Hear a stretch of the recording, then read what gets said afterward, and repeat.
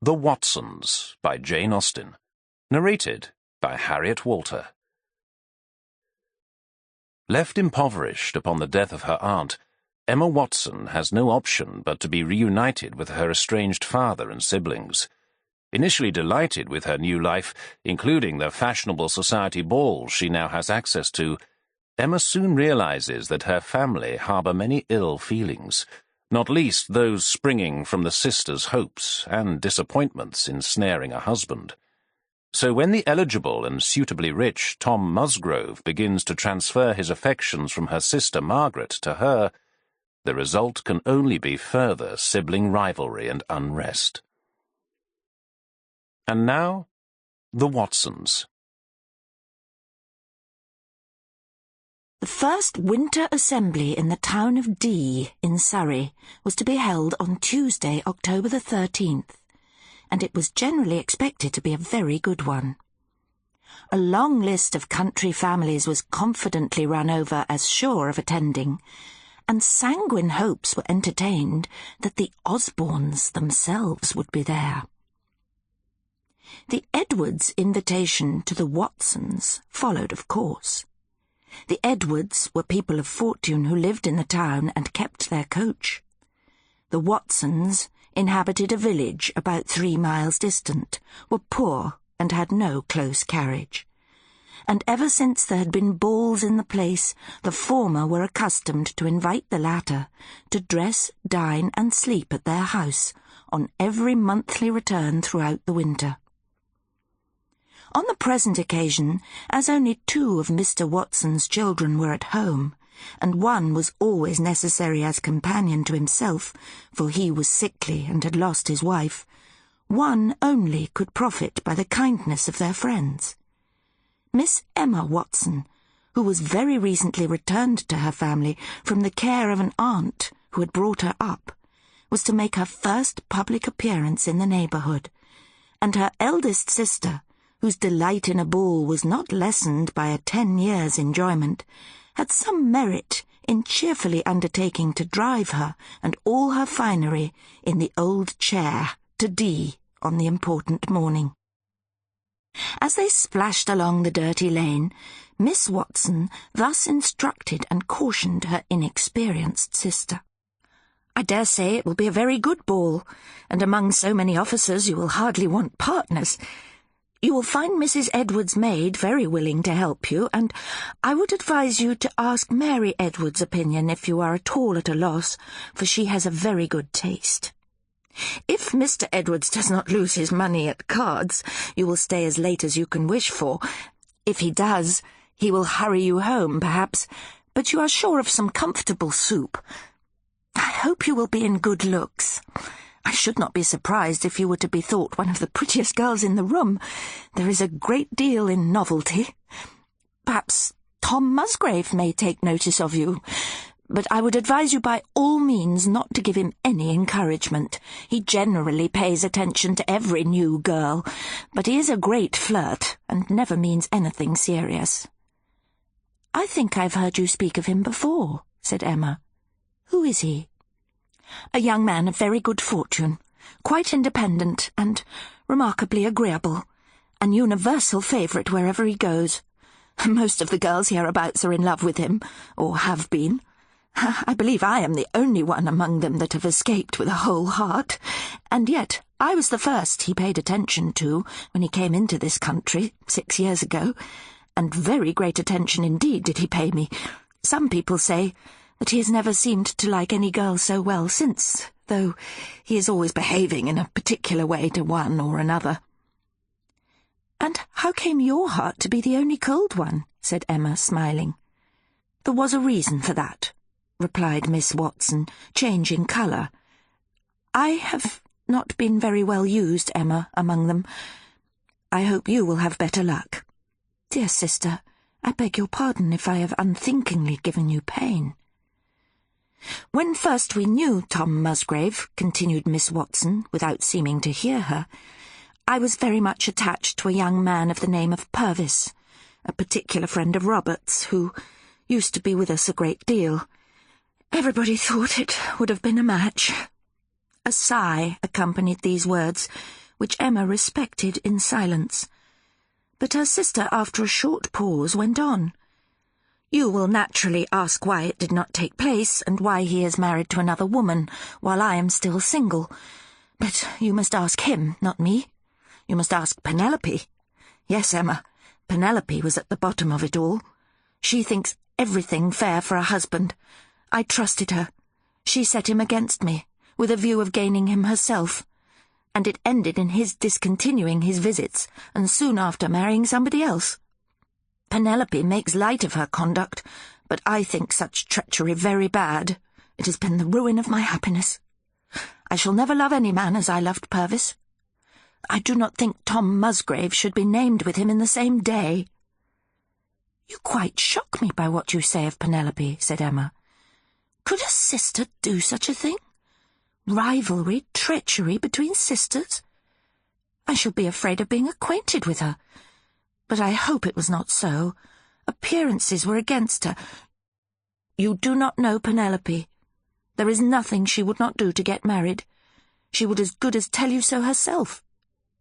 Do not trust her with any secrets of your own. Take warning by me. Do not trust her. She has her good qualities, but she has no faith, no honour, no scruples if she can promote her own advantage.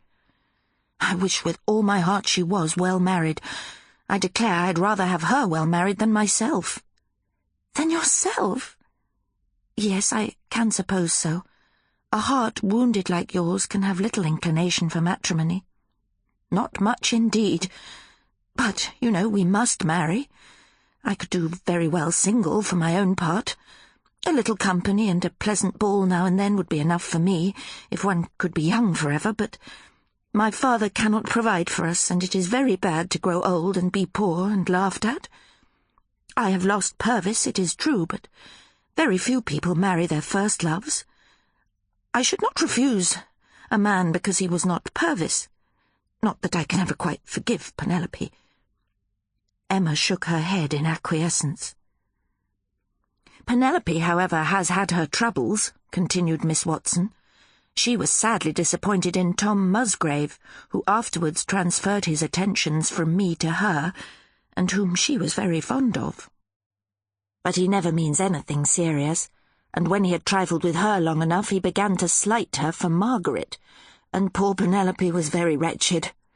And since then, she has been trying to make some match at Chichester, she won't tell us with whom, but I believe it is a rich old Dr. Harding, uncle to the friend she goes to see, and she has taken a vast deal of trouble about him and given up a great deal of time, to no purpose as yet.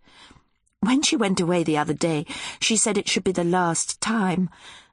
I suppose you did not know what her particular business was at Chichester, nor guess at the object that could take her away from Stanton, just as you were coming home after so many years' absence." "No, indeed, I had not the smallest suspicion of it.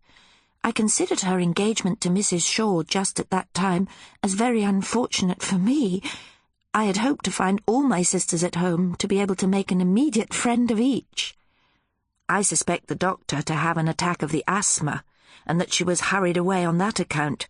The Shaws are quite on her side. At least I believe so, but she tells me nothing. She professes to keep her own counsel. She says, and truly enough, that too many cooks spoil the broth."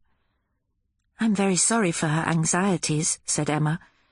"But I do not like her plans or her opinions. I shall be afraid of her. She must have too masculine and bold a temper. To be so bent on marriage, to pursue a man merely for the sake of situation, is a sort of thing that shocks me. I cannot understand it. Poverty is a great evil, but to a woman of education and feeling it cannot be the greatest. I would rather be teacher at a school, and I can think of nothing worse, than marry a man I did not like." "I would rather do anything than be teacher at a school," said her sister. "I have been at school, Emma, and know what a life they lead. You never have.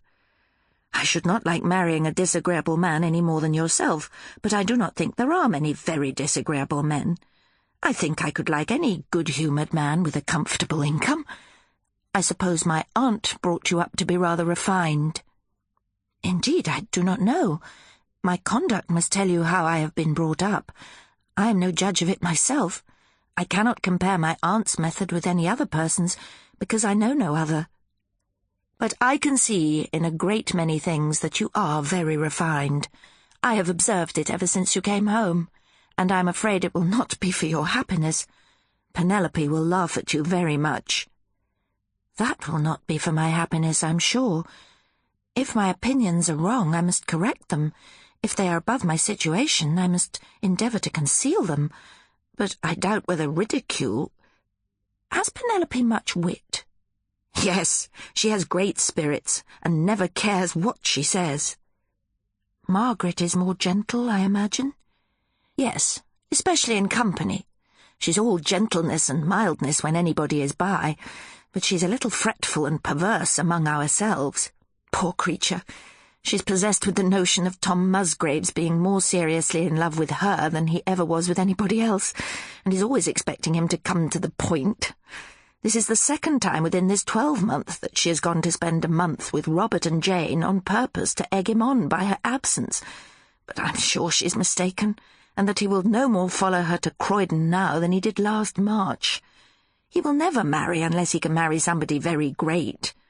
Miss Osborne, perhaps, or something in that style. Your account of this Tom Musgrave, Elizabeth, gives me very little inclination for his acquaintance. You are afraid of him, I do not wonder at you. No, indeed, I dislike and despise him. Dislike and despise Tom Musgrave? No, that you never can. I defy you not to be delighted with him if he takes notice of you. I hope he will dance with you, and I dare say he will, unless the Osbornes come with a large party, and then he will not speak to anybody else. He seems to have most engaging manners, said Emma. Well, we shall see how irresistible Mr. Tom Musgrave and I find each other. I suppose I shall know him as soon as I enter the ballroom. He must carry some of his charm in his face. You will not find him in the ballroom, I can tell you. You will go early, that Mrs. Edwards may get a good place by the fire, and he never comes till late. And if the Osbornes are coming, he will wait in the passage and come in with them. I should like to look in upon you, Emma. If it was but a good day with my father, I would wrap myself up, and James should drive me over as soon as I had made tea for him, and I should be with you by the time the dancing began. What? Would you come late at night in this chair? To be sure I would. There, I said you were very refined, and that's an instance of it. Emma for a moment made no answer. At last she said, I wish, Elizabeth, you had not made a point of my going to this ball. I wish you were going instead of me. Your pleasure would be greater than mine. I am a stranger here, and know nobody but the Edwardses. My enjoyment, therefore, must be very doubtful. Yours, among all your acquaintance, would be certain. It is not too late to change. Very little apology could be requisite to the Edwardses, who must be more glad of your company than of mine, and I should most readily return to my father, and should not be at all afraid to drive this quiet old creature home. Your clothes I would undertake to find means of sending to you. My dearest Emma, cried Elizabeth warmly, do you think I would do such a thing? Not for the universe. But I shall never forget your good nature in proposing it. You must have a sweet temper indeed. I never met with anything like it. And would you really give up the ball that I might be able to go to it? Believe me, Emma, I am not so selfish as that comes to. No, though I am 9 years older than you are, I would not be the means of keeping you from being seen. You're very pretty, and it would be very hard that you should not have as fair a chance as we have all had to make your fortune. No, Emma, whoever stays at home this winter, it shan't be you. I am sure I should never have forgiven the person who kept me from a ball at 19. Emma expressed her gratitude, and for a few minutes they jogged on in silence. Elizabeth first spoke. You will take notice who Mary Edwards dances with. I will remember her partners if I can, but you know they will all be strangers to me. Only observe whether she dances with Captain Hunter more than once. I have my fears in that quarter. Not that her father or mother like officers, but if she does, you know, it is all over with poor Sam. And I have promised to write him word who she dances with. Is Sam attached to Miss Edwards? Did you not know that? How should I know it? How should I know in Shropshire what is passing of that nature in Surrey? It is not likely that circumstances of such delicacy should make any part of the scanty communication which passed between you and me for the last 14 years. I wonder I never mentioned it when I wrote. Since you have been at home, I've been so busy with my poor father and our great wash that I've had no leisure to tell you anything, but indeed I concluded you knew it all. He has been very much in love with her these 2 years, and it is a great disappointment to him that he cannot always get away to our balls. But Mr. Curtis won't often spare him, and just now it is a sickly time at Guildford. Do you suppose Miss Edwards inclined to like him? I'm afraid not. You know she's an only child and will have at least £10,000. But still she may like our brother. Oh, no. The Edwardses look much higher. Her father and mother would never consent to it. Sam is only a surgeon, you know. Sometimes I think she does like him, but Mary Edwards is rather prim and reserved. I do not always know what she would be at. Unless Sam feels on sure ground with the lady herself, it seems a pity to me that he should be encouraged to think of her at all. A young man must think of somebody, said Elizabeth. And why should not he be as lucky as Robert, who's got a good wife and £6,000? We must not all expect to be individually lucky, replied Emma. The luck of one member of a family is luck to all. Mine is all to come, I'm sure, said Elizabeth, giving another sigh to the remembrance of Purvis. I have been unlucky enough, and I cannot say much for you, as my aunt married again so foolishly. Well, you will have a good ball, I dare say. The next turning will bring us to the turnpike. You may see the church tower over the hedge, and the White Hart is close by it. I shall long to know what you think of Tom Musgrave. Such were the last audible sounds of Miss Watson's voice before they passed through the turnpike gate and entered on the pitching of the town, the jumbling and noise of which made farther conversation most thoroughly undesirable. The old mare trotted heavily on, wanting no direction of the reins to take the right turning, and making only one blunder in proposing to stop at the milliner's before she drew up towards Mr. Edwards' door. Mr. Edwards lived in the best house in the street, and the best in the place, if Mr. Tomlinson the banker might be indulged in calling his newly erected house at the end of the town with a shrubbery and sweep in the country. Mr. Edwards' house was higher than most of its neighbours, with 2 windows on each side of the door, the windows guarded by posts and chain, the door approached by a flight of stone steps. "Here we are," said Elizabeth, as the carriage ceased moving, "safely arrived. And by the market clock we have been only 35 minutes coming, which I think is doing pretty well, though it would be nothing for Penelope. Is it not a nice town? The Edwardses have a noble house, you see, and they live quite in style. The door will be opened by a man in livery with a powdered head, I can tell you." Emma had seen the Edwardses only one morning at Stanton. They were therefore all but strangers to her, and though her spirits were by no means insensible to the expected joys of the evening, she felt a little uncomfortable in the thought of all that was to precede them. Her conversation with Elizabeth, too, giving her some very unpleasant feelings with respect to her own family, had made her more open to disagreeable impressions from any other cause, and increased her sense of the awkwardness of rushing into intimacy on so slight an acquaintance. There was nothing in the manners of Mrs. or Miss Edwards to give immediate change to these ideas.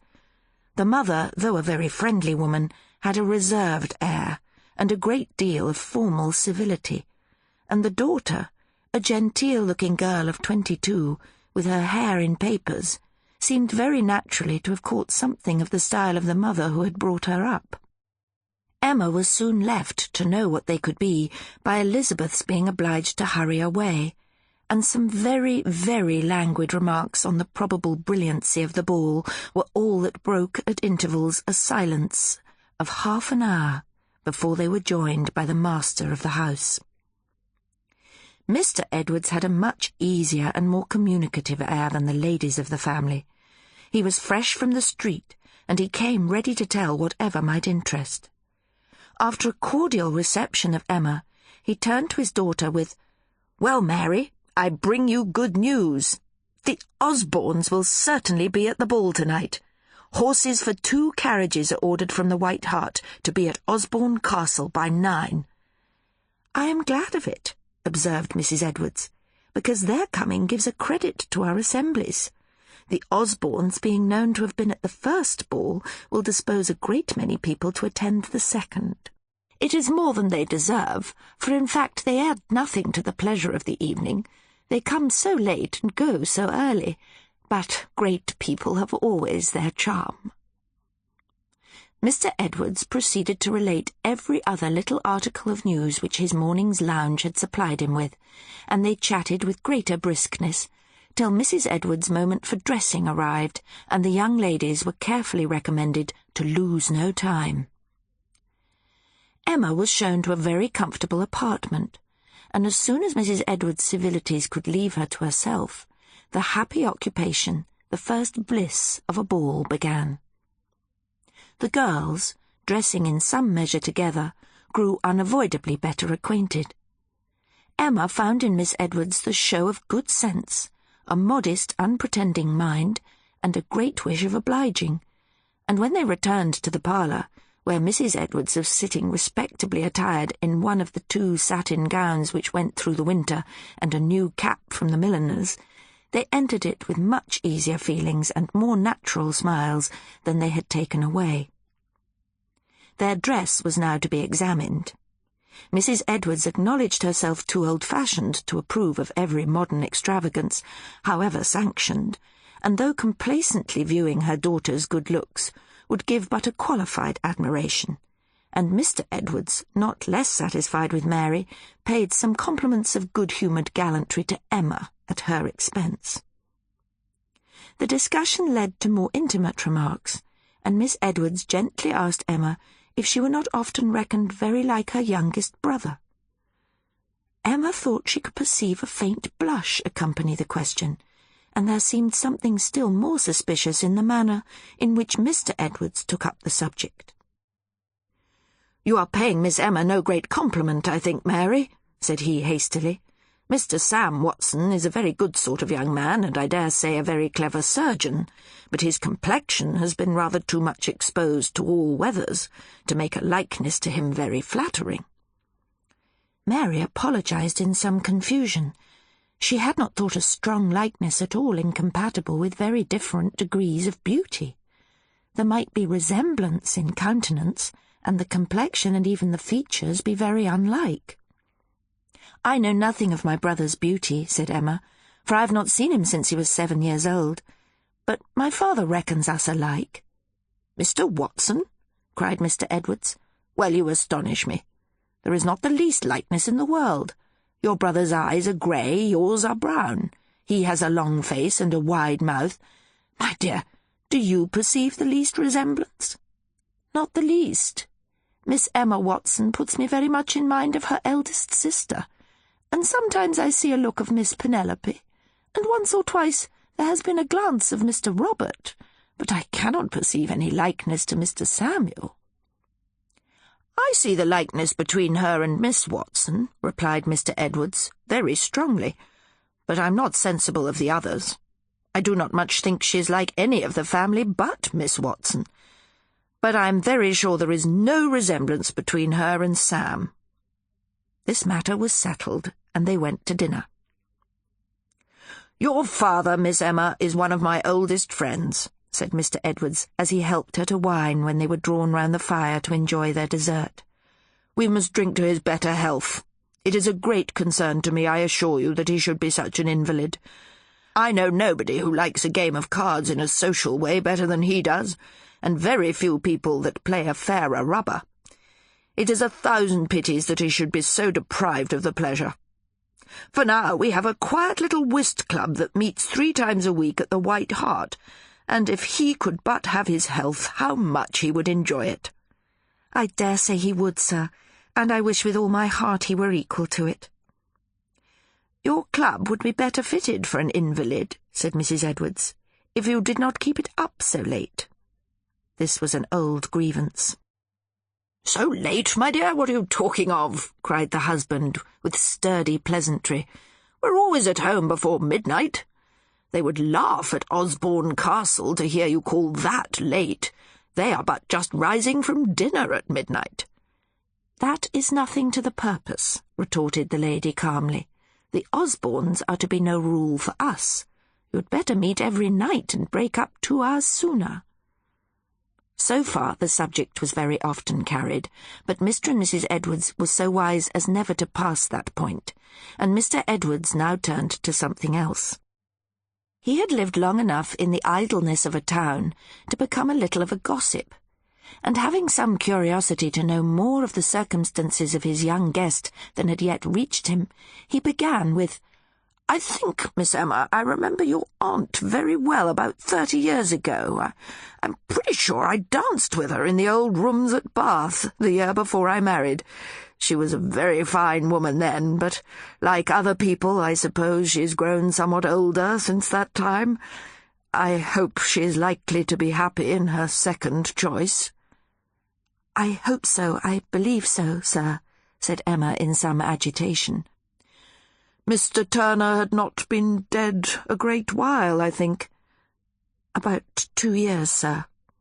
"I forget what her name is now." "O'Brien." "Irish, I remember. And she's gone to settle in Ireland. I do not wonder that you should not wish to go with her into that country, Miss Emma, but it must be a great deprivation to her, poor lady, after bringing you up like a child of her own." "I was not so ungrateful, sir," said Emma warmly, "as to wish to be anywhere but with her. It did not suit them. It did not suit Captain O'Brien that I should be of the party." "Captain," repeated Mrs. Edwards. "The gentleman is in the army, then?" "Yes, ma'am." "Aye, there is nothing like your officers for captivating the ladies, young or old. There is no resisting a cockade, my dear." "I hope there is," said Mrs. Edwards gravely, with a quick glance at her daughter, and Emma had just recovered from her own perturbation in time to see a blush on Miss Edwards' cheek, and in remembering what Elizabeth had said of Captain Hunter, to wonder and waver between his influence and her brother's. "Elderly ladies should be careful how they make a second choice," observed Mr. Edwards. "Carefulness, discretion, should not be confined to elderly ladies or to a second choice," added his wife. "It is quite as necessary to young ladies in their first."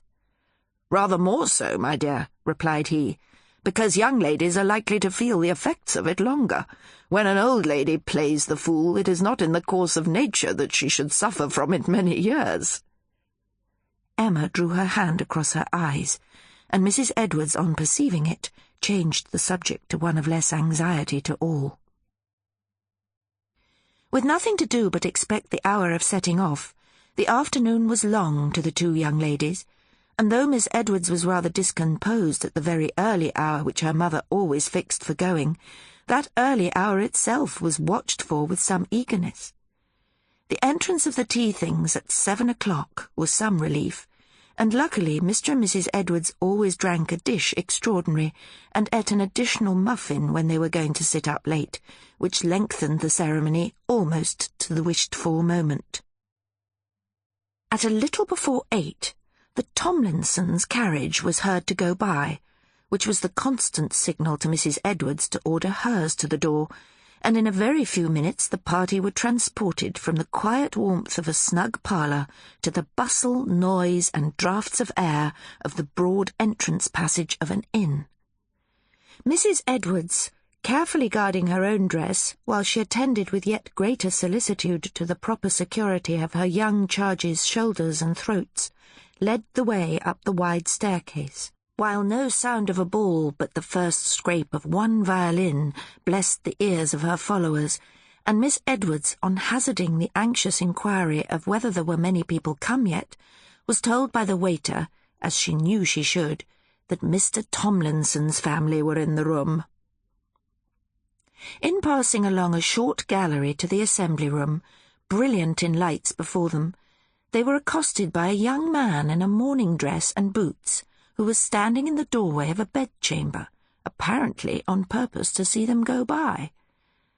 "Ah, Mrs. Edwards, how do you do? How do you do, Miss Edwards?" he cried with an easy air. "You are determined to be in good time, I see, as usual. The candles are but this moment lit." "I like to get a good seat by the fire, you know, Mr. Musgrave," replied Mrs. Edwards. "I am this moment going to dress," said he. "I'm waiting for my stupid fellow. We shall have a famous ball. The Osbornes are certainly coming. You may depend upon that, for I was with Lord Osborne this morning." The party passed on. Mrs. Edwards' satin gown swept along the clean floor of the ballroom to the fireplace at the upper end, where one party only were formally seated, while 3 or 4 officers were lounging together, passing in and out from the adjoining card-room. A very stiff meeting between these near neighbours ensued, and as soon as they were all duly placed again, Emma, in the low whisper which became the solemn scene, said to Miss Edwards, "The gentleman we passed in the passage was Mr. Musgrave, then? He is reckoned remarkably agreeable, I understand." Miss Edwards answered hesitatingly, "Yes, he is very much liked by many people, but we are not very intimate." "He is rich, is not he?" He has about £800 or £900 a year, I believe. He came into possession of it when he was very young, and my father and mother think it has given him rather an unsettled turn. He is no favourite with them." The cold and empty appearance of the room and the demure air of the small cluster of females at one end of it began soon to give way. The inspiriting sound of other carriages was heard, and continual accession of portly chaperones and strings of smartly dressed girls were received, with now and then a fresh gentleman straggler, who, if not enough in love to station himself near any fair creature, seemed glad to escape into the card-room.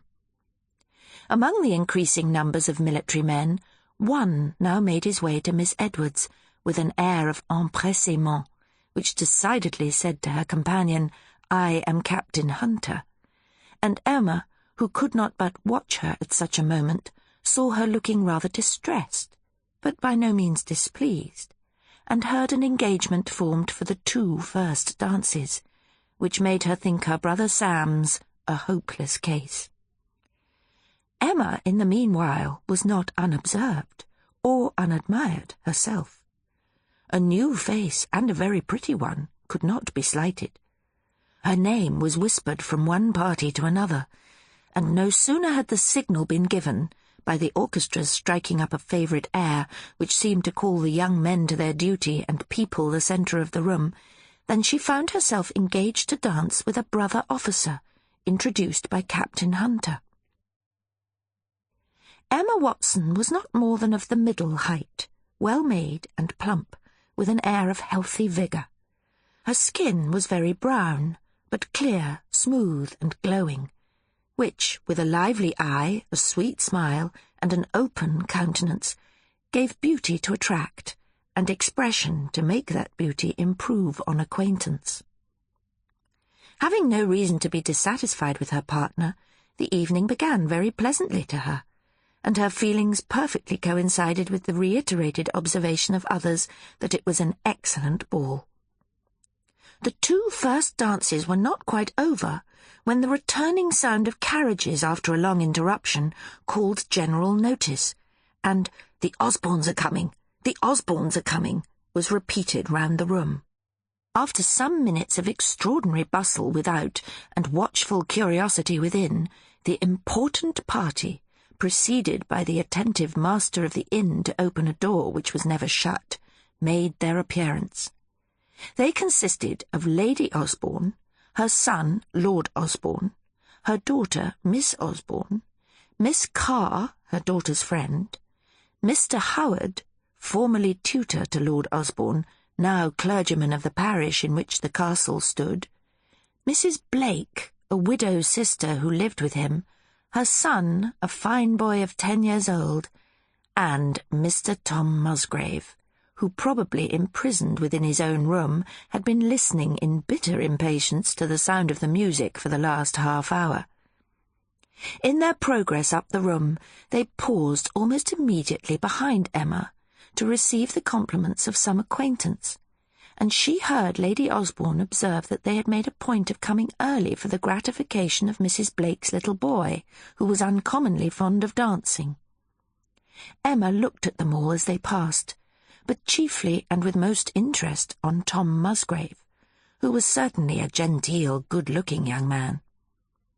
Of the females, Lady Osborne had by much the finest person, though nearly 50. She was very handsome and had all the dignity of rank. Lord Osborne was a very fine young man, but there was an air of coldness, of carelessness, even of awkwardness about him, which seemed to speak him out of his element in a ballroom. He came, in fact, only because it was judged expedient for him to please the borough. He was not fond of women's company, and he never danced. Mr. Howard was an agreeable-looking man, a little more than 30. At the conclusion of the 2 dances, Emma found herself, she knew not how, seated amongst the Osborne set, and she was immediately struck with the fine countenance and animated gestures of the little boy as he was standing before his mother, wondering when they should begin. "You will not be surprised at Charles's impatience," said Mrs. Blake, a lively, pleasant-looking little woman of 5 or 36, to a lady who was standing near her, "when you know what a partner he is to have. Miss Osborne has been so very kind as to promise to dance the 2 first dances with him." "Oh, yes, we've been engaged this week," cried the boy, "and we are to dance down every couple." On the other side of Emma, Miss Osborne, Miss Carr, and a party of young men were standing engaged in very lively consultation, and soon afterwards she saw the smartest officer of the set walking off to the orchestra to order the dance, while Miss Osborne, passing before her, to her little expecting partner, hastily said, "Charles, I beg your pardon for not keeping my engagement, but I'm going to dance these 2 dances with Colonel Beresford. I know you'll excuse me, and I'll certainly dance with you after tea."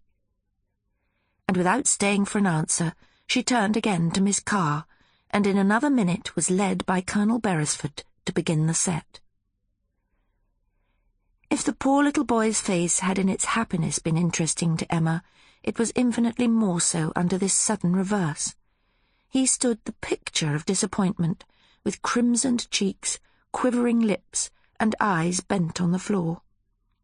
His mother, stifling her own mortification, tried to soothe his, with the prospect of Miss Osborne's second promise, but though he contrived to utter with an effort of boyish bravery, "Oh, I do not mind it," it was very evident by the unceasing agitation of his features that he minded it as much as ever.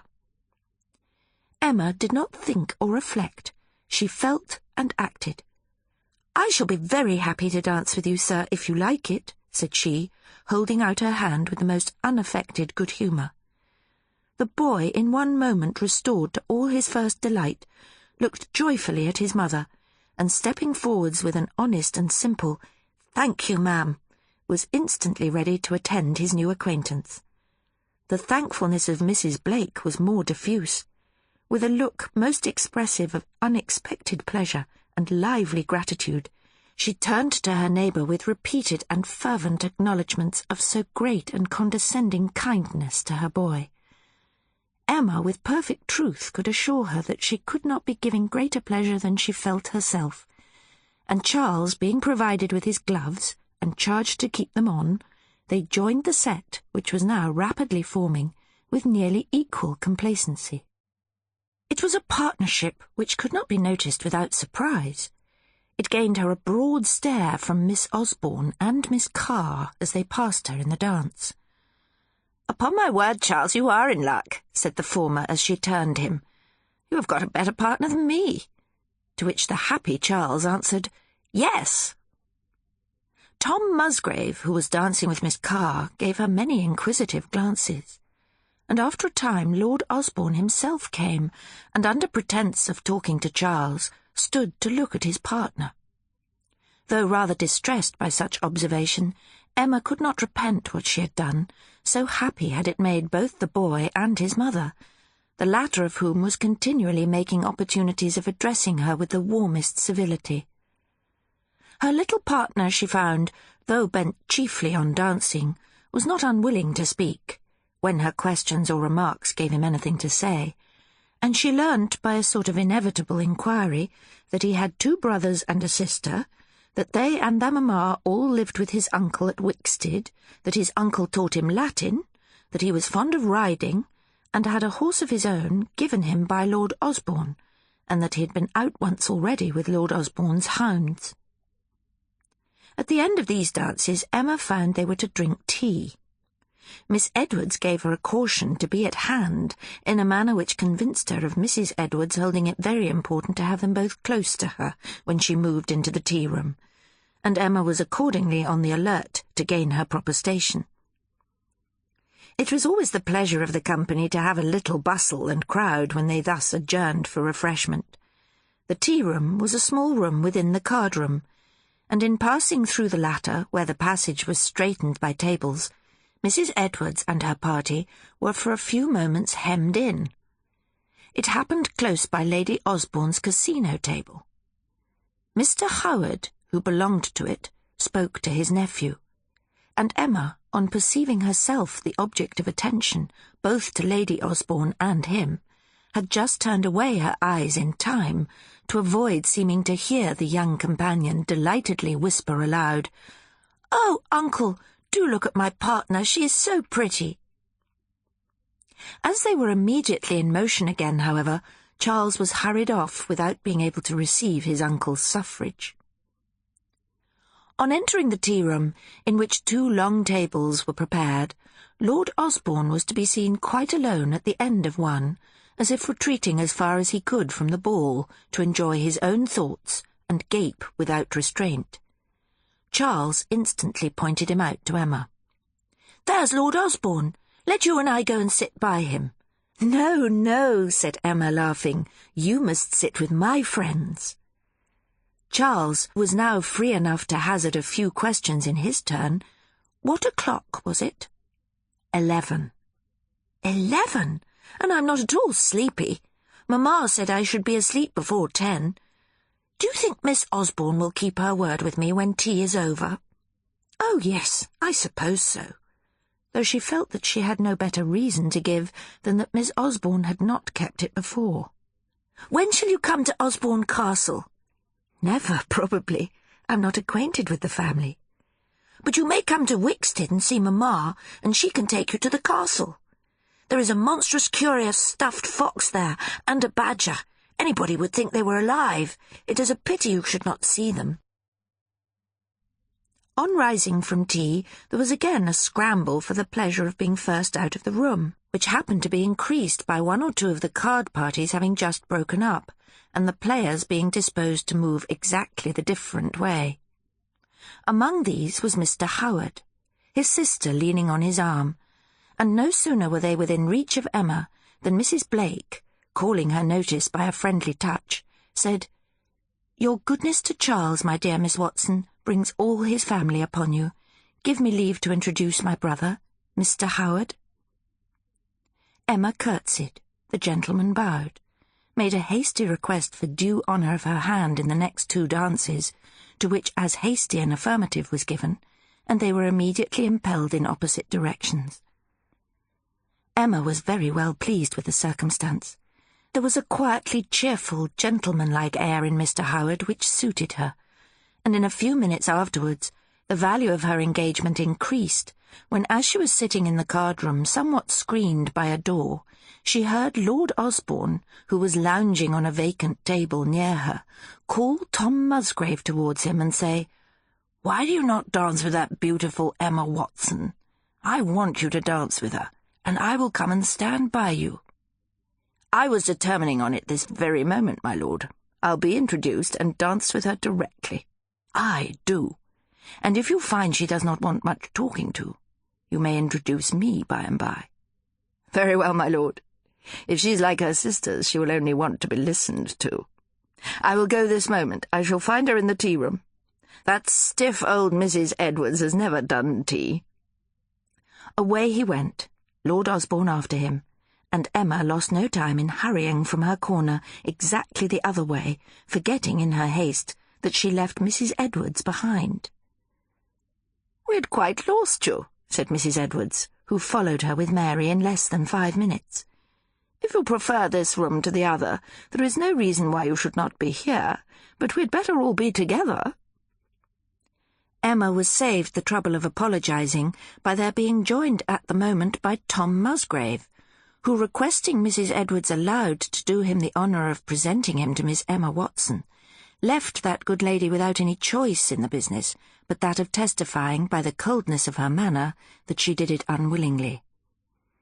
The honour of dancing with her was solicited without loss of time, and Emma, however she might like to be thought a beautiful girl by lord or commoner, was so little disposed to favour Tom Musgrave himself that she had considerable satisfaction in avowing her prior engagement.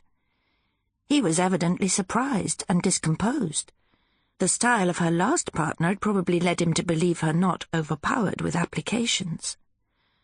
"My little friend, Charles Blake," he cried, "must not expect to engross you the whole evening. We can never suffer this. It is against the rules of the Assembly, and I'm sure it will never be patronised by our good friend here, Mrs. Edwards. She is by much too nice a judge of decorum to give her licence to such a dangerous particularity." "I'm not going to dance with Master Blake, sir." The gentleman, a little disconcerted, could only hope that he might be more fortunate another time, and seeming unwilling to leave her, though his friend Lord Osborne was waiting in the doorway for the result, as Emma with some amusement perceived, he began to make civil inquiries after her family. "How comes it that we have not the pleasure of seeing your sisters here this evening? Our assemblies have been used to be so well treated by them that we do not know how to take this neglect." "My eldest sister is the only one at home, and she could not leave my father." "Miss Watson, the only one at home? You astonish me. It seems but the day before yesterday that I saw them all 3 in this town. But I'm afraid I've been a very sad neighbour of late. I hear dreadful complaints of my negligence wherever I go, and I confess it is a shameful length of time since I was at Stanton. But I shall now endeavour to make myself amends for the past." Emma's calm curtsy in reply must have struck him as very unlike the encouraging warmth he had been used to receive from her sisters, and gave him probably the novel sensation of doubting his own influence, and of wishing for more attention than she bestowed. The dancing now recommenced. Miss Carr being impatient to call, everybody was required to stand up, and Tom Musgrave's curiosity was appeased on seeing Mr. Howard come forward and claim Emma's hand.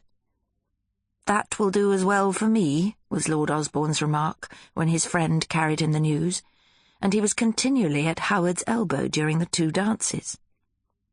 The frequency of his appearance there was the only unpleasant part of her engagement, the only objection she could make to Mr. Howard. In himself she thought him as agreeable as he looked. Though chatting on the commonest topics, he had a sensible, unaffected way of expressing himself, which made them all worth hearing, and she only regretted that he had not been able to make his pupils' manners as unexceptionable as his own. The 2 dances seemed very short, and she had her partner's authority for considering them so. At their conclusion, the Osbornes and their train were all on the move. "We're off at last," said his lordship to Tom. "How much longer do you stay in this heavenly place? Till sunrise?" "No, faith, my lord. I've had quite enough of it, I assure you. I shall not show myself here again when I've had the honour of attending Lady Osborne to her carriage. I shall retreat in as much secrecy as possible to the most remote corner of the house, where I shall order a barrel of oysters and be famously snug." "Let us see you soon at the castle, and bring me word how she looks by daylight." Emma and Mrs. Blake parted as old acquaintance, and Charles shook her by the hand and wished her good-bye at least a dozen times. From Miss Osborne and Miss Carr she received something like a jerking curtsy as they passed her.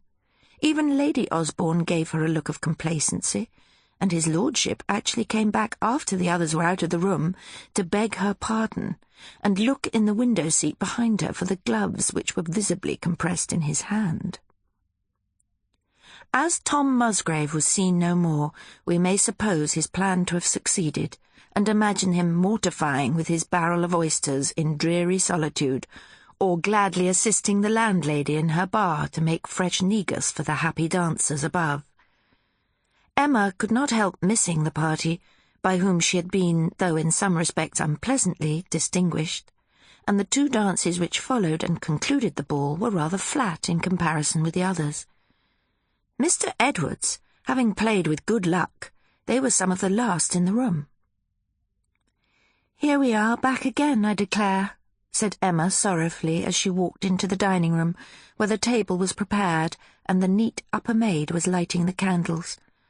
"My dear Miss Edwards, how soon it is at an end. I wish it could all come over again." A great deal of kind pleasure was expressed in her having enjoyed the evening so much, and Mr. Edwards was as warm as herself in praise of the fullness, brilliancy, and spirit of the meeting, though, as he had been fixed the whole time at the same table in the same room, with only one change of chairs, it might have seemed a matter scarcely perceived. But he had won 4 rubbers out of 5, and everything went well. His daughter felt the advantage of his gratified state of mind in the course of the remarks and retrospections which now ensued over the welcome soup. "How came you not to dance with either of the Mr. Tomlinsons, Mary?" said her mother. "I was always engaged when they asked me." "I thought you were to have stood up with Mr. James the last 2 dances. Mrs. Tomlinson told me he was gone to ask you, and I had heard you say 2 minutes before that you were not engaged." "Yes, but there was a mistake. I had misunderstood. I did not know I was engaged. I thought it had been for the 2 dances after, if we stayed so long, but Captain Hunter assured me it was for those very 2. "So you ended with Captain Hunter, Mary, did you?" said her father. "And who did you begin with?" "Captain Hunter," was repeated in a very humble tone. That is being constant, however. But who else did you dance with?" "Mr. Norton and Mr. Styles." "And who are they?" "Mr. Norton is a cousin of Captain Hunter's." "And who is Mr. Styles?" "One of his particular friends." "All in the same regiment," added Mrs. Edwards. "Mary was surrounded by redcoats the whole evening. I should have been better pleased to see her dancing with some of our old neighbours, I confess." Yes, we must not neglect our old neighbours. But if these soldiers are quicker than other people in a ballroom, what are young ladies to do?" "I think there is no occasion for their engaging themselves so many dances beforehand, Mr. Edwards." "No, perhaps not. But I remember, my dear, when you and I did the same." Mrs. Edwards said no more, and Mary breathed again. A great deal of good-humoured pleasantry followed, and Emma went to bed in charming spirits, her head full of Osbornes, Blakes, and Howards. The next morning brought a great many visitors. It was the way of the place always to call on Mrs. Edwards on the morning after a ball, and this neighbourly inclination was increased in the present instance by a general spirit of curiosity on Emma's account, as everybody wanted to look again at the girl who had been admired the night before by Lord Osborne. Many were the eyes and various the degrees of approbation with which she was examined. Some saw no fault, and some no beauty. With some her brown skin was the annihilation of every grace, and others could never be persuaded that she were half so handsome as Elizabeth Watson had been 10 years ago. The morning passed quietly away in discussing the merits of the ball with all this succession of company, and Emma was at once astonished by finding it 2 o'clock, and considering that she had heard nothing of her father's chair. After this discovery she had walked twice to the window to examine the street, and was on the point of asking leave to ring the bell and make inquiries, when the light sound of a carriage driving up to the door set her heart at ease. She stepped again to the window, but instead of the convenient but very unsmart family equipage, perceived a neat curricle. Mr. Musgrave was shortly afterwards announced, and Mrs. Edwards put on her very stiffest look at the sound. Not at all dismayed, however, by her chilling air, he paid his compliments to each of the ladies with no unbecoming ease, and continuing to address Emma, presented her a note, which he had the honour of bringing from her sister, but to which he must observe that a verbal postscript from himself would be requisite. The note, which Emma was beginning to read rather before Mrs. Edwards had entreated her to use no ceremony, contained a few lines from Elizabeth, importing that their father, in consequence of being unusually well, had taken the sudden resolution of attending the visitation that day, and that as his road lay quite wide from D, it was impossible for her to come home till the following morning, unless the Edwardses would send her, which was hardly to be expected, or she could meet with any chance conveyance, or did not mind walking so far. She had scarcely run her eye through the whole before she found herself obliged to listen to Tom Musgrave's farther account. "I received that note from the fair hands of Miss Watson only 10 minutes ago," said he. "I met her in the village of Stanton, whither my good stars prompted me to turn my horses' heads. She was at that moment in quest of a person to employ on the errand, and I was fortunate enough to convince her that she could not find a more willing or speedy messenger than myself. Remember, I say nothing of my disinterestedness. My reward is to be the indulgence of conveying you to Stanton in my curricle. Though they are not written down, I bring your sister's orders for the same." Emma felt distressed. She did not like the proposal. She did not wish to be on terms of intimacy with the proposer, and yet fearful of encroaching on the Edwardses, as well as wishing to go home herself, she was at a loss how entirely to decline what he offered. Mrs. Edwards continued silent, either not understanding the case, or waiting to see how the young lady's inclination lay. Emma thanked him, but professed herself very unwilling to give him so much trouble. Trouble was, of course, honour, pleasure, delight. What had he or his horses to do? Still she hesitated. She believed she must beg leave to decline his assistance. She was rather afraid of the sort of carriage. The distance was not beyond a walk.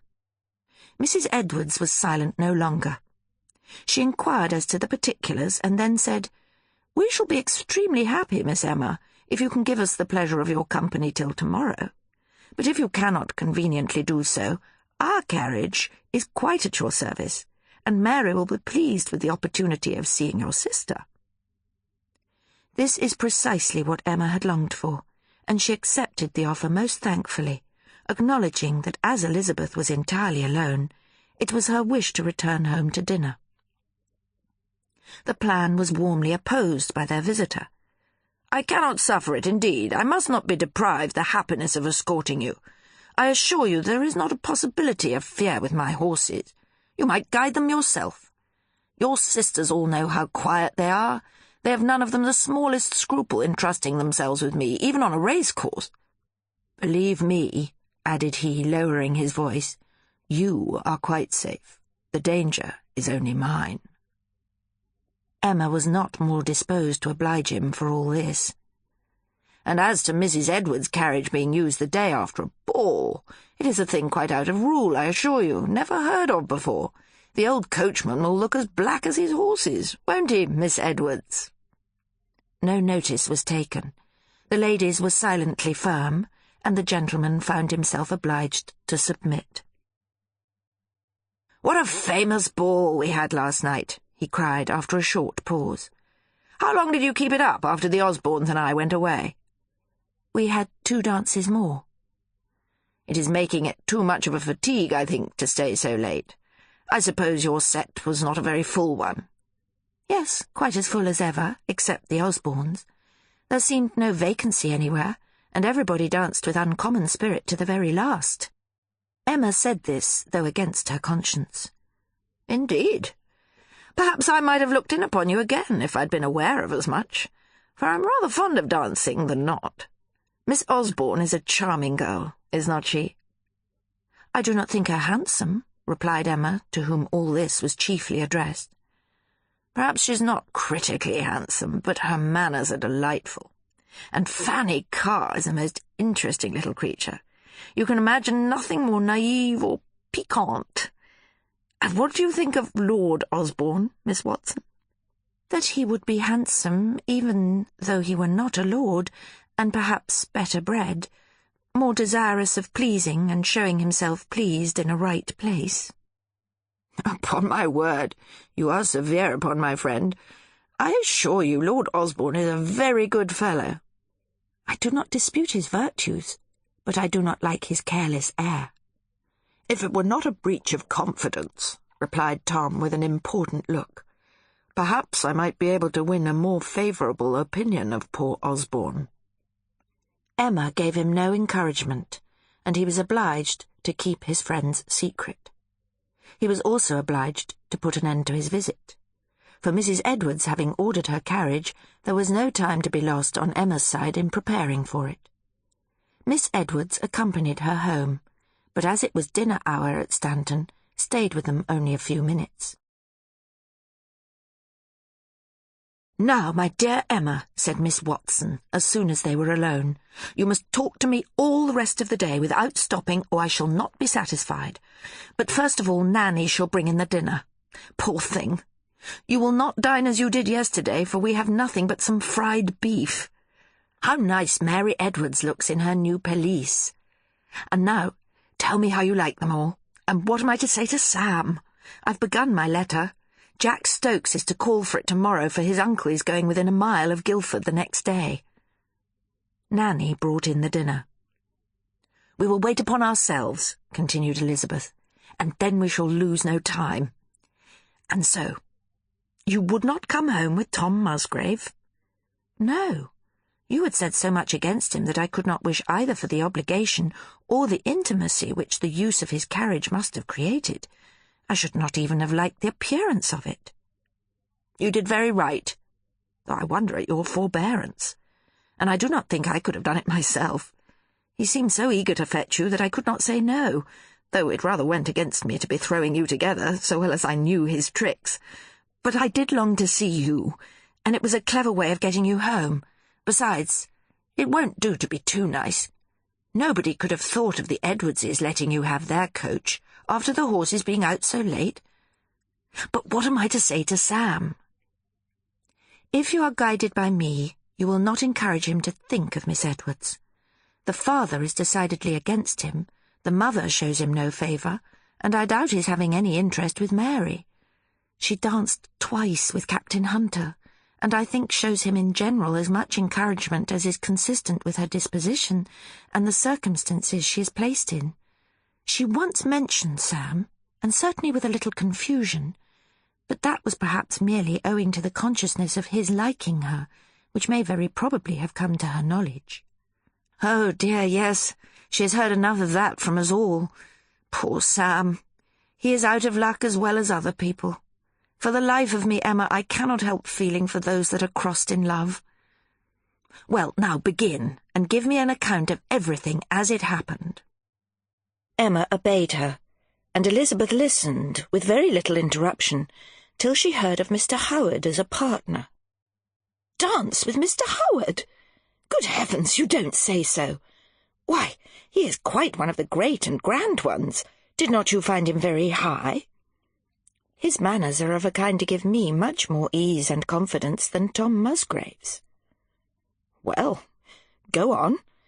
I should have been frightened out of my wits to have had anything to do with the Osborne set." Emma concluded her narration. "And so you really did not dance with Tom Musgrave at all?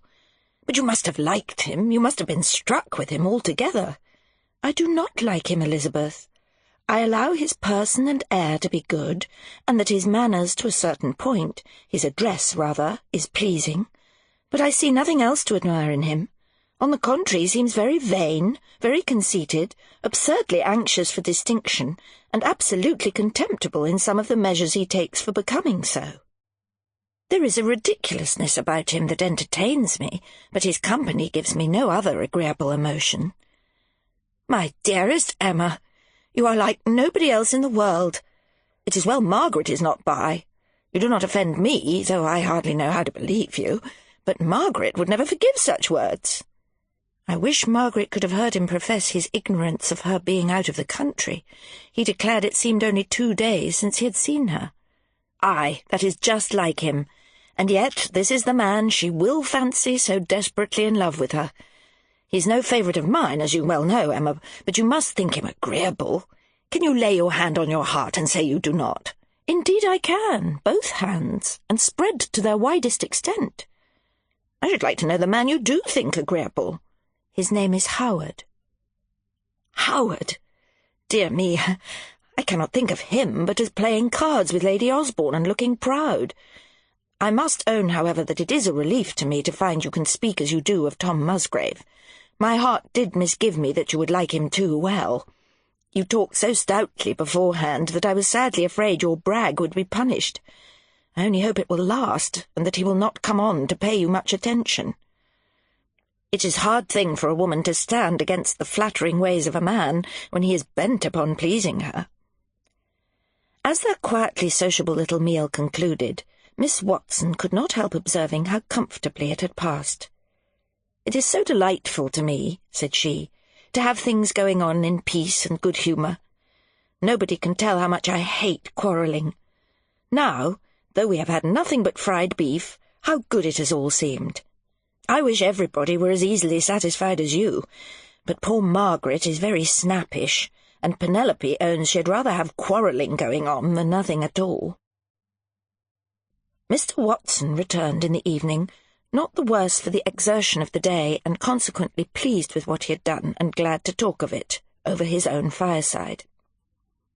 Emma had not foreseen any interest to herself in the occurrences of a visitation, but when she heard Mr. Howard spoken of as the preacher, and as having given them an excellent sermon, she could not help listening with a quicker ear. "I do not know when I've heard a discourse more to my mind," continued Mr. Watson, "or one better delivered. He reads extremely well, with great propriety, and in a very impressive manner, and at the same time without any theatrical grimace or violence. I own I do not like much action in the pulpit. I do not like the studied air and artificial inflections of voice which your very popular and most admired preachers generally have. A simple delivery is much better calculated to inspire devotion, and shows a much better taste. Mr. Howard read like a scholar and a gentleman." "And what had you for dinner, sir?" said his eldest daughter. He related the dishes and told what he had ate himself. "Upon the whole," he added, "I've had a very comfortable day. My old friends were quite surprised to see me amongst them, and I must say that everybody paid me great attention and seemed to feel for me as an invalid. They would make me sit near the fire, and as the partridges were pretty high, Dr. Richards would have sent them away to the other end of the table that they might not offend Mr. Watson, which I thought very kind of him. But what pleased me as much as anything was Mr. Howard's attention. There is a pretty steep flight of steps up to the room we dine in, which do not quite agree with my gouty foot, and Mr. Howard walked by me from the bottom to the top, and would make me take his arm. It struck me as very becoming in so young a man, but I'm sure I had no claim to expect it, for I never saw him before in my life. By the by, he inquired after one of my daughters, but I do not know which. I suppose you know among yourselves." On the 3rd day after the ball, as Nanny at 5 minutes before 3 was beginning to bustle into the parlour with the tray and the knife-case, she was suddenly called to the front door by the sound of as smart a rap as the end of a riding-whip could give, and though charged by Miss Watson to let nobody in, returned in half a minute, with a look of awkward dismay, to hold the parlour door open for Lord Osborne and Tom Musgrave. The surprise of the young ladies may be imagined. No visitors would have been welcome at such a moment, but such visitors as these, such a one as Lord Osborne at least, a nobleman and a stranger, was really distressing. He looked a little embarrassed himself, as, on being introduced by his easy, voluble friend, he muttered something of doing himself the honour of waiting on Mr. Watson. Though Emma could not but take the compliment of the visit to herself, she was very far from enjoying it. She felt all the inconsistency of such an acquaintance with the very humble style in which they were obliged to live, and having in her aunt's family been used to many of the elegancies of life, was fully sensible of all that must be open to the ridicule of richer people in her present home. Of the pain of such feelings Elizabeth knew very little. Her simpler mind, or juster reason, saved her from such mortification, and though shrinking under a general sense of inferiority, she felt no particular shame. Mr. Watson, as the gentleman had already heard from Nanny, was not well enough to be downstairs. With much concern they took their seats, Lord Osborne near Emma, and the convenient Mr. Musgrave, in high spirits at his own importance, on the other side of the fireplace with Elizabeth. He was at no loss for words, but when Lord Osborne had hoped that Emma had not caught cold at the ball, he had nothing more to say for some time, and could only gratify his eye by occasional glances at his fair neighbour. Emma was not inclined to give herself much trouble for his entertainment, and after hard labour of mind, he produced the remark of its being a very fine day, and followed it up with the question of, "Have you been walking this morning?" "No, my lord, we thought it too dirty." "You should wear half-boots." After another pause, "Nothing sets off a neat ankle more than a half-boot. Nankeen galoshed with black looks very well. Do not you like half-boots?" "Yes, but unless they are so stout as to injure their beauty, they are not fit for country walking." "Ladies should ride in dirty weather. Do you ride?" "No, my lord." "I wonder every lady does not. Woman never looks better than on horseback." "But every woman may not have the inclination, or the means." "If they knew how much it became them, they would all have the inclination, and I fancy, Miss Watson, when once they had the inclination, the means would soon follow." "Your lordship thinks we always have our own way. That is a point on which ladies and gentlemen have long disagreed, but without pretending to decide it, I may say that there are some circumstances which even women cannot control. Female economy will do a great deal, my lord, but it cannot turn a small income into a large one." Lord Osborne was silenced. Her manner had been neither sententious nor sarcastic, but there was a something in its mild seriousness, as well as in the words themselves, which made his lordship think. And when he addressed her again, it was with a degree of considerate propriety totally unlike the half-awkward, half-fearless style of his former remarks. It was a new thing with him to wish to please a woman. It was the first time that he had ever felt what was due to a woman in Emma's situation, but as he wanted neither sense nor a good disposition, he did not feel it without effect. "You've not been long in this country, I understand," said he in the tone of a gentleman. "I hope you are pleased with it." He was rewarded by a gracious answer, and a more liberal, full view of her face than she had yet bestowed. Unused to exert himself, and happy in contemplating her, he then sat in silence for some minutes longer, while Tom Musgrave was chattering to Elizabeth, till they were interrupted by Nanny's approach, who, half opening the door and putting in her head, said, "Please, ma'am, master wants to know why he been to have his dinner." The gentleman, who had hitherto disregarded every symptom, however positive, of the nearness of that meal, now jumped up with apologies, while Elizabeth called briskly after Nanny to tell Betty to take up the fowls. "I'm sorry it happens so," she added, turning good-humouredly towards Musgrave, "but you know what early hours we keep." Tom had nothing to say for himself. He knew it very well, and such honest simplicity, such shameless truth, rather bewildered him. Lord Osborne's parting compliments took some time, his inclination for speech seeming to increase with the shortness of the term for indulgence. He recommended exercise in defiance of dirt, spoke again in praise of half-boots, begged that his sister might be allowed to send Emma the name of her shoemaker, and concluded with saying, "My hounds will be hunting this country next week. I believe they will throw off at Stanton Wood on Wednesday at 9 o'clock. I mention this in hopes of your being drawn out to see what's going on. If the morning's tolerable, pray do us the honour of giving us your good wishes in person." The sisters looked on each other with astonishment when their visitors had withdrawn. "Here's an unaccountable honour," cried Elizabeth at last. "Who would have thought of Lord Osborne's coming to Stanton? He's very handsome, but Tom Musgrave looks all to nothing, the smartest and most fashionable man of the two. I'm glad he did not say anything to me. I would not have had to talk to such a great man for the world. Tom was very agreeable, was not he? But did you hear him ask where Miss Penelope and Miss Margaret were when he first came in? It put me out of patience. I'm glad Nanny had not laid the cloth, however. It would have looked so awkward. Just the tray did not signify." To say that Emma was not flattered by Lord Osborne's visit would be to assert a very unlikely thing, and describe a very odd young lady, but the gratification was by no means unalloyed. His coming was a sort of notice which might please her vanity, but did not suit her pride, and she would rather have known that he wished the visit without presuming to make it than have seen him at Stanton.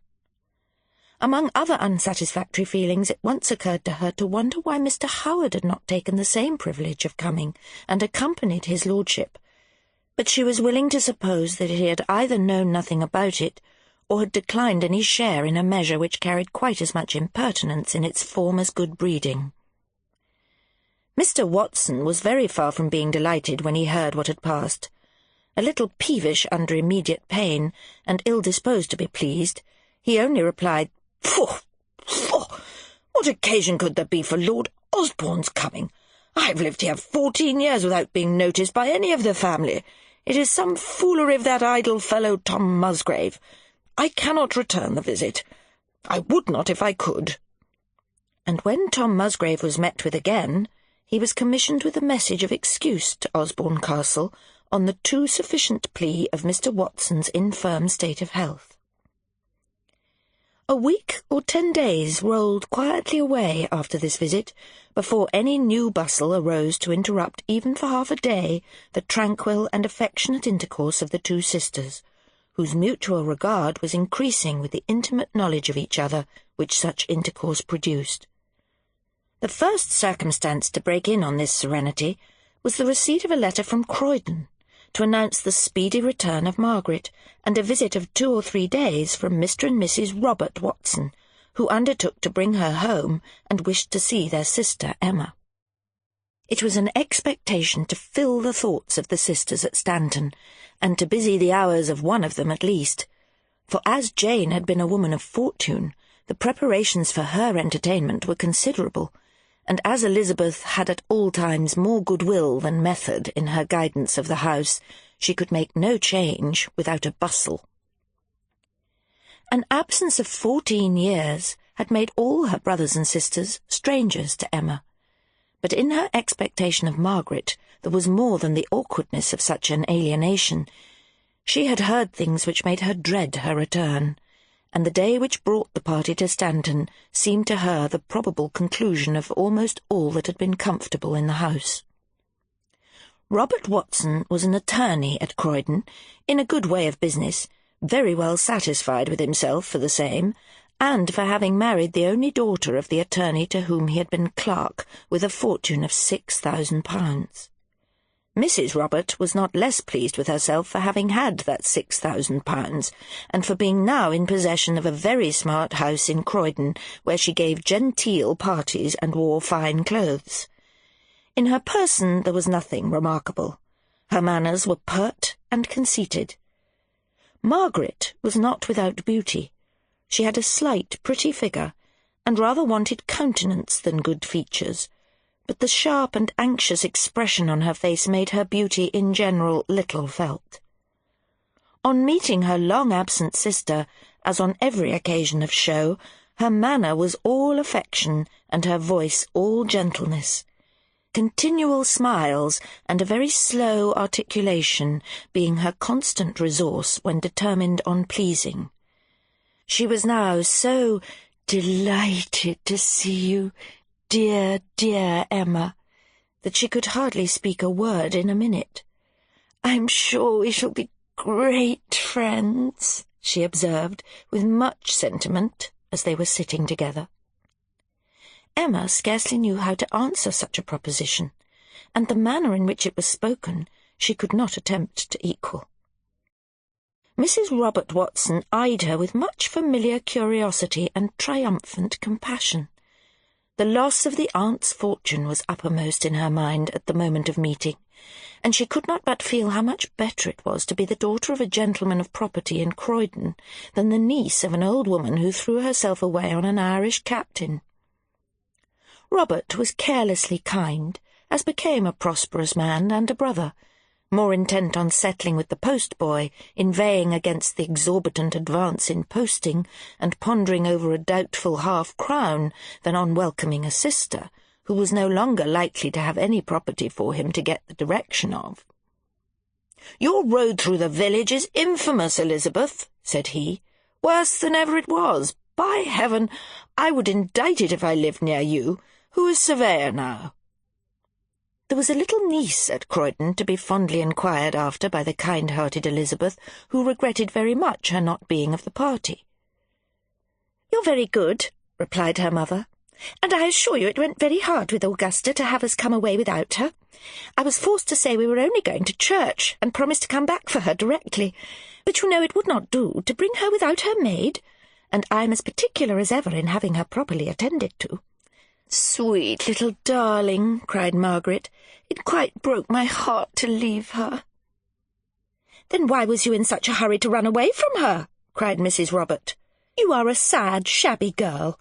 I've been quarrelling with you all the way we came, have not I? Such a visit as this I never heard of. You know how glad we are to have any of you with us, if it be for months together. And I'm sorry," with a witty smile, "we've not been able to make Croydon agreeable this autumn." "My dearest Jane, do not overpower me with your raillery.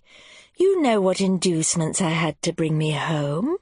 Spare me, I entreat you. I'm no match for your arch sallies." "Well, I only beg you will not set your neighbours against the place. Perhaps Emma may be tempted to go back with us and stay till Christmas, if you don't put in your word." Emma was greatly obliged. "I assure you we have very good society at Croydon. I do not much attend the balls, they are rather too mixed, but our parties are very select and good. I had 7 tables last week in my drawing-room. Are you fond of the country? How do you like Stanton?" "Very much," replied Emma, who thought a comprehensive answer most to the purpose. She saw that her sister-in-law despised her immediately. Mrs. Robert Watson was indeed wondering what sort of a home Emma could possibly have been used to in Shropshire, and setting it down as certain that the aunt could never have had £6,000.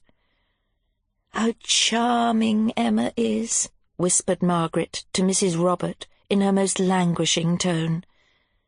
Emma was quite distressed by such behaviour, and she did not like it better when she heard Margaret 5 minutes afterwards say to Elizabeth in a sharp, quick accent, totally unlike the first, "Have you heard from Penelope since she went to Chichester?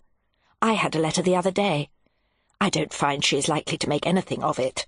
I fancy she'll come back Miss Penelope as she went."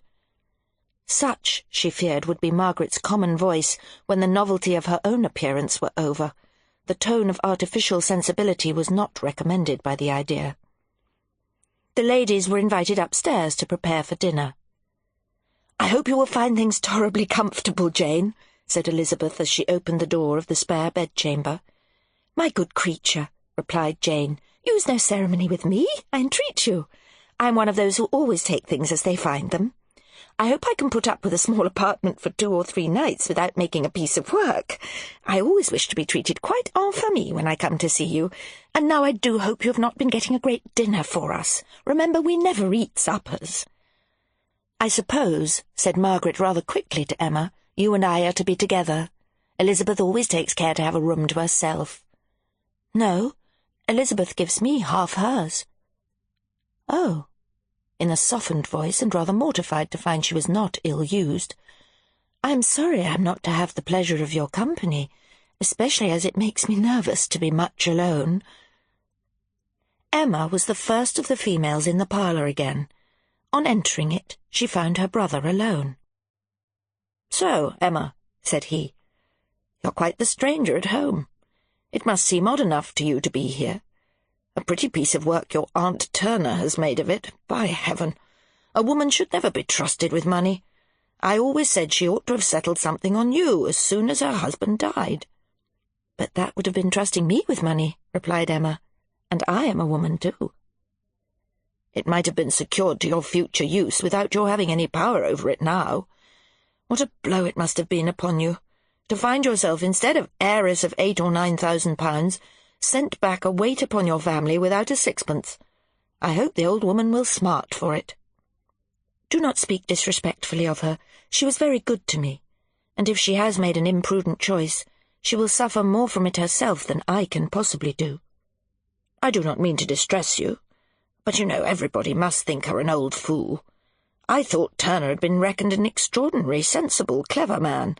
How the devil came he to make such a will?" "My uncle's sense is not at all impeached, in my opinion, by his attachment to my aunt. She had been an excellent wife to him. The most liberal and enlightened minds are always the most confiding. The event has been unfortunate, but my uncle's memory is, if possible, endeared to me by such a proof of tender respect for my aunt." "That's odd sort of talking. He might have provided decently for his widow without leaving everything that he had to dispose of, or any part of it, at her mercy." "My aunt may have erred," said Emma warmly. "She has erred, but my uncle's conduct was faultless. I was her own niece, and he left to herself the power and the pleasure of providing for me." "But unluckily she has left the pleasure of providing for you to your father, and without the power. That's the long and the short of the business. After keeping you at a distance from your family for such a length of time as must do away all natural affection among us, and breeding you up, I suppose, in a superior style, you are returned upon their hands without a sixpence." "You know," replied Emma, struggling with her tears, "my uncle's melancholy state of health. He was a greater invalid than my father. He could not leave home." "I do not mean to make you cry," said Robert, rather softened. But after a short silence, by way of changing the subject, he added, "I am just come from my father's room. He seems very indifferent. It will be a sad break-up when he dies. Pity you can none of you get married. You must come to Croydon as well as the rest and see what you can do there. I believe if Margaret had had £1,000 or £1,500, there was a young man who would have thought of her." Emma was glad when they were joined by the others. It was better to look at her sister-in-law's finery than listen to Robert, who had equally irritated and grieved her. Mrs. Robert, exactly as smart as she had been at her own party, came in with apologies for her dress. "I would not make you wait," said she, "so I put on the first thing I met with. I'm afraid I'm a sad figure. My dear Mr. Watson," to her husband, "you have not put any fresh powder in your hair." "No, I do not intend it. I think there is powder enough in my hair for my wife and sisters." "Indeed, you ought to make some alteration in your dress before dinner when you are out visiting, though you do not at home."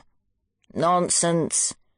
"It is very odd you should not like to do what other gentlemen do. Mr. Marshall and Mr. Hemmings change their dress every day of their lives before dinner. And what was the use of my putting up your last new coat if you are never to wear it?" "Do be satisfied with being fine yourself and leave your husband alone." To put an end to this altercation and soften the evident vexation of her sister-in-law, Emma, though in no spirits to make such nonsense easy, began to admire her gown. It produced immediate complacency.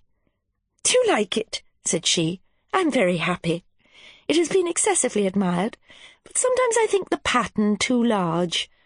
I shall wear one tomorrow that I think you will prefer to this. Have you seen the one I gave Margaret?" Dinner came, and except when Mrs. Robert looked at her husband's head, she continued gay and flippant, chiding Elizabeth for the profusion on the table, and absolutely protesting against the entrance of the roast turkey, which formed the only exception to "you see your dinner." "I do beg and entreat that no turkey may be seen to-day. I'm really frightened out of my wits with the number of dishes we have already. Let us have no turkey, I beseech you." "My dear," replied Elizabeth, "the turkey is roasted, and it may just as well come in as stay in the kitchen. Besides, if it is cut, I am in hopes my father may be tempted to eat a bit, for it is rather a favourite dish. You may have it in, my dear, but I assure you I shan't touch it. Mr. Watson had not been well enough to join the party at dinner, but was prevailed on to come down and drink tea with them. "I wish we may be able to have a game of cards tonight," said Elizabeth to Mrs. Robert after seeing her father comfortably seated in his armchair. "Not on my account, my dear, I beg. You know I am no card-player. I think a snug chat infinitely better. I always say cards are very well sometimes to break a formal circle, but one never wants them among friends." "I was thinking of its being something to amuse my father," answered Elizabeth, "if it was not disagreeable to you. He says his head won't bear whist, but perhaps if we make a round game he may be tempted to sit down with us." "By all means, my dear creature, I'm quite at your service. Only do not oblige me to choose the game, that's all. Speculation is the only round game at Croydon now, but I can play anything.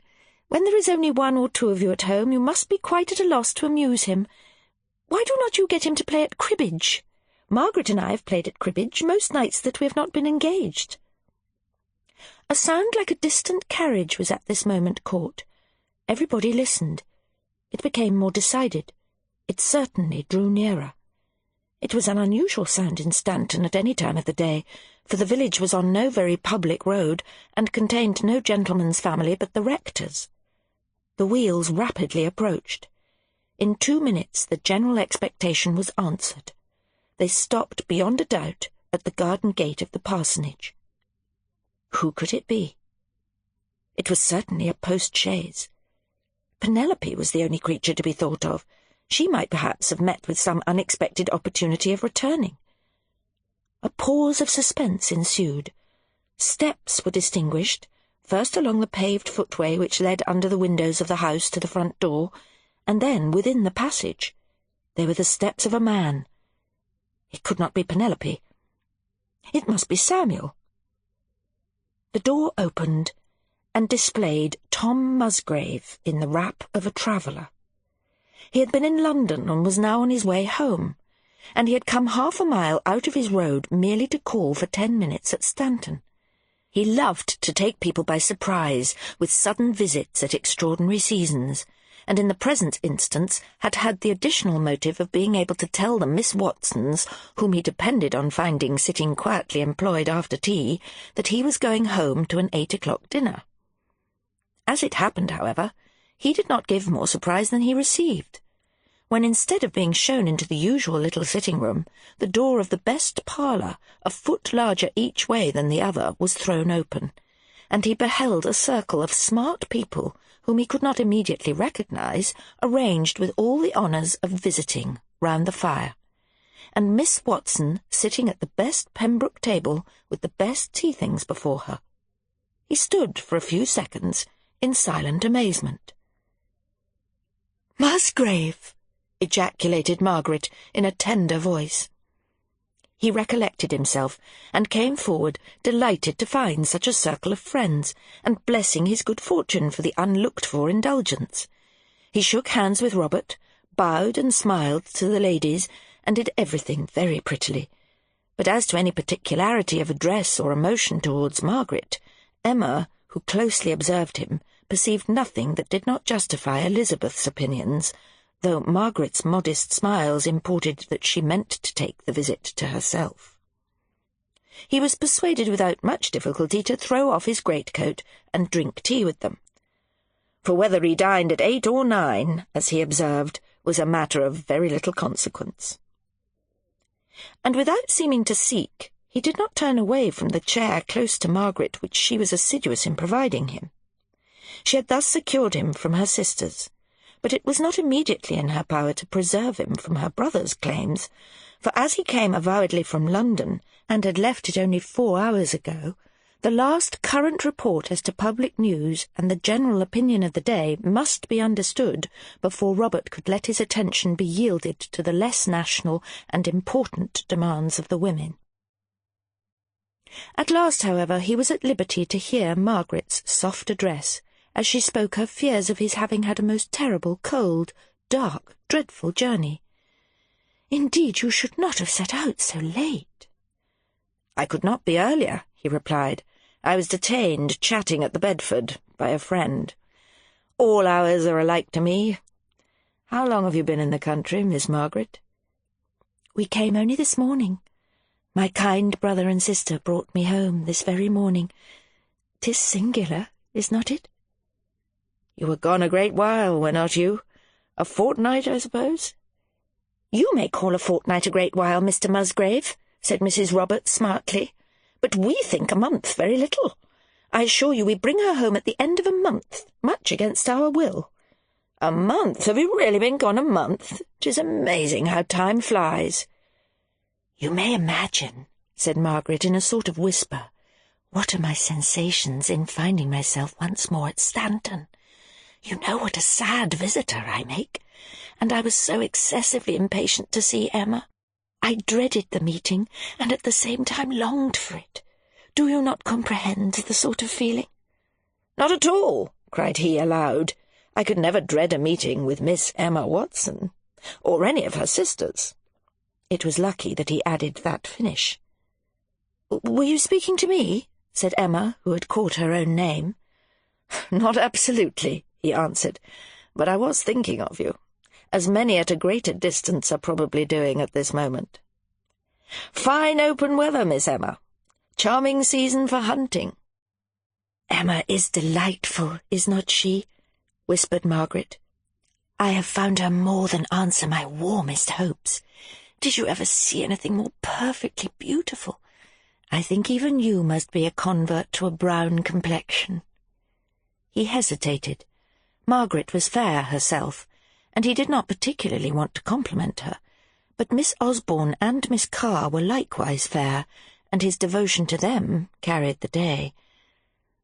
"Your sister's complexion," said he at last, "is as fine as a dark complexion can be, but I still profess my preference of a white skin.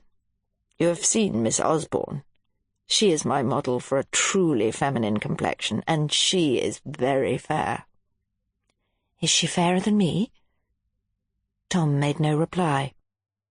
"Upon my honour, ladies," said he, giving a glance over his own person, "I am highly indebted to your condescension for admitting me in such déshabille into your drawing-room.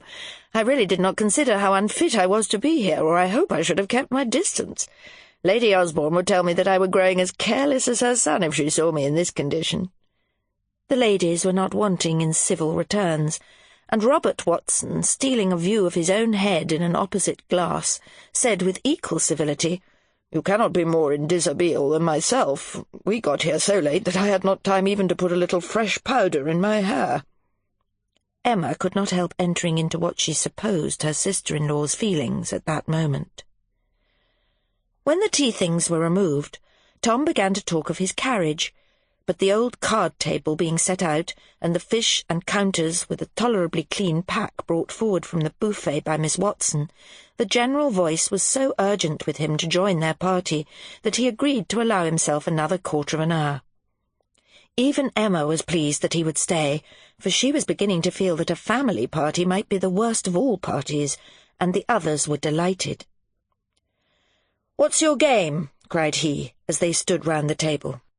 "Speculation, I believe," said Elizabeth. "My sister recommends it, and I fancy we all like it. I know you do, Tom." "It is the only round game played at Croydon now," said Mrs. Robert. "We never think of any other. I am glad it is a favourite with you." "Oh, me!" cried Tom. "Whatever you decide on will be a favourite with me. I've had some pleasant hours at speculation in my time, but I've not been in the way of it now for a long while. 20 is the game at Osborne Castle. I've played nothing but 20 of late. You'd be astonished to hear the noise we make there. The fine old lofty drawing-room rings again. Lady Osborne sometimes declares she cannot hear herself speak. Lord Osborne enjoys it famously. He makes the best dealer, without exception, that I ever beheld. Such quickness and spirit. He lets nobody dream over their cards. I wish you could see him overdraw himself on both his own cards. It's worth anything in the world."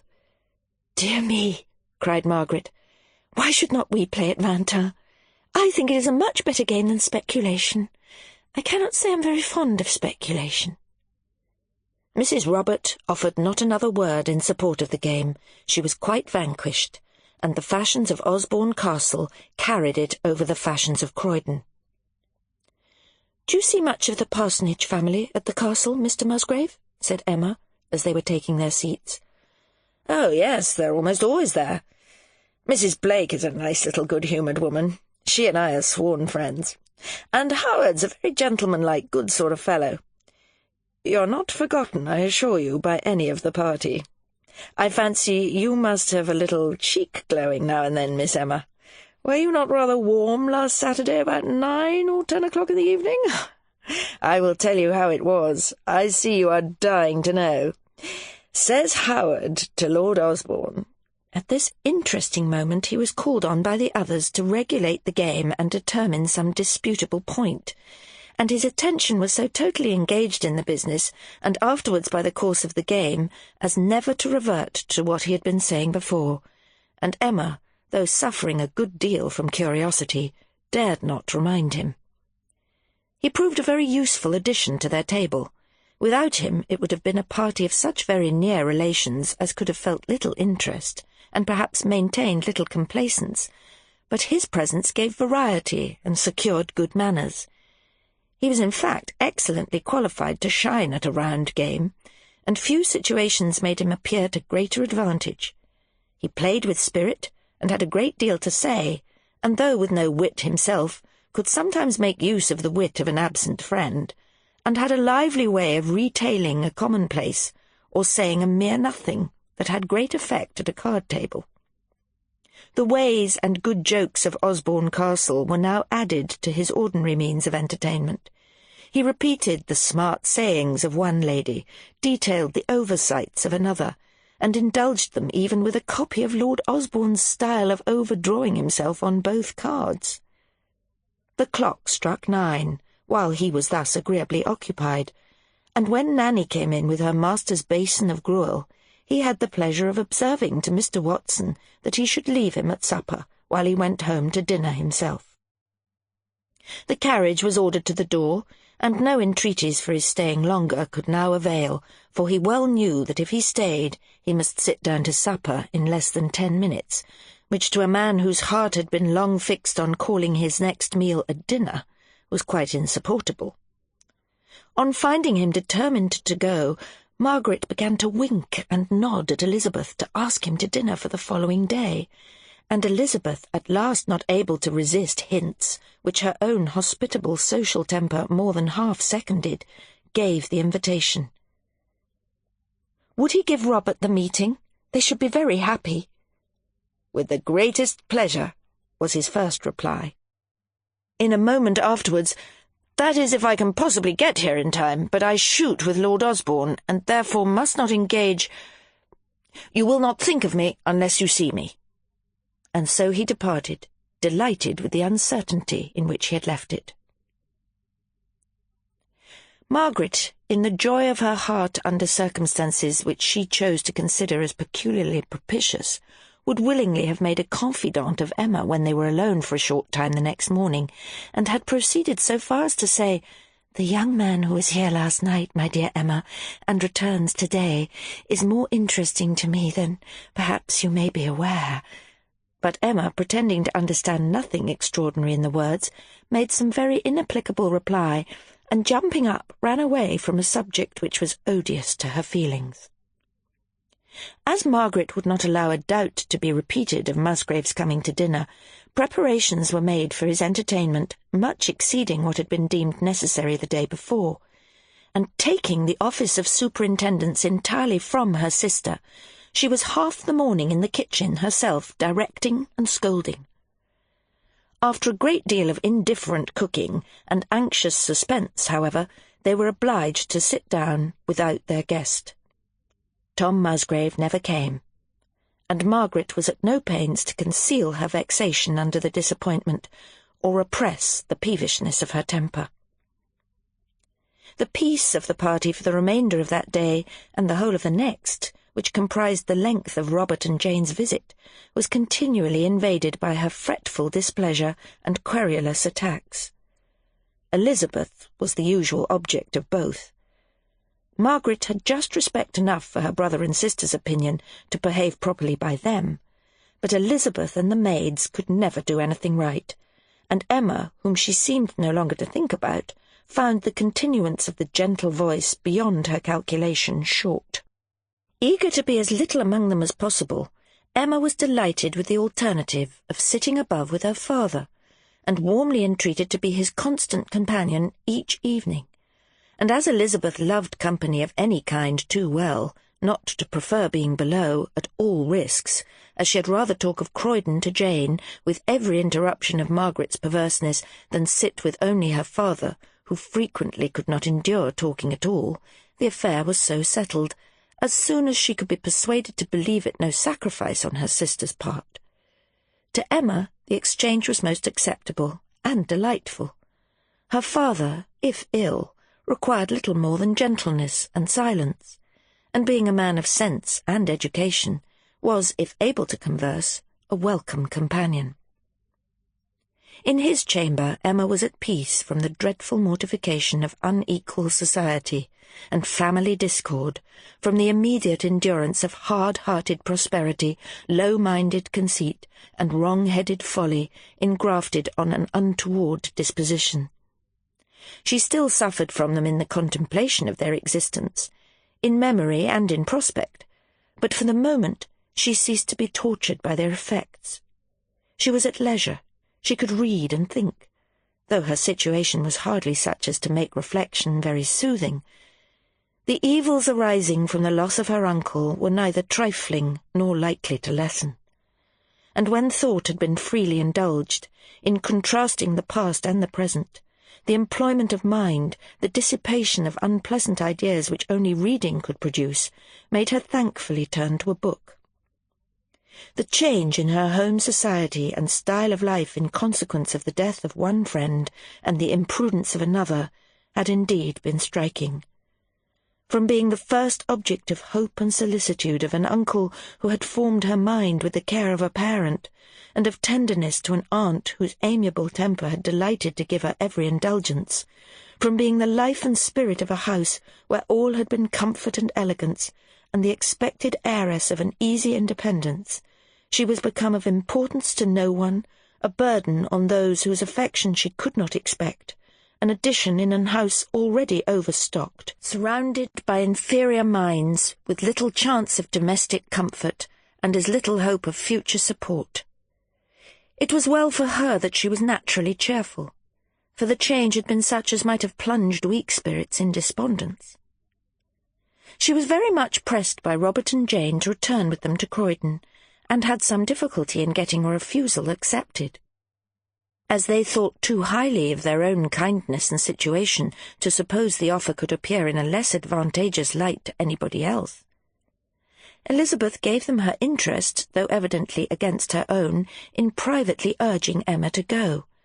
"You do not know what you refuse, Emma," said she, "nor what you have to bear at home. I would advise you by all means to accept the invitation. There is always something lively going on at Croydon. You will be in company almost every day, and Robert and Jane will be very kind to you. As for me, I shall be no worse off without you than I have been used to be. But poor Margaret's disagreeable ways are new to you, and they would vex you more than you think for, if you stay at home."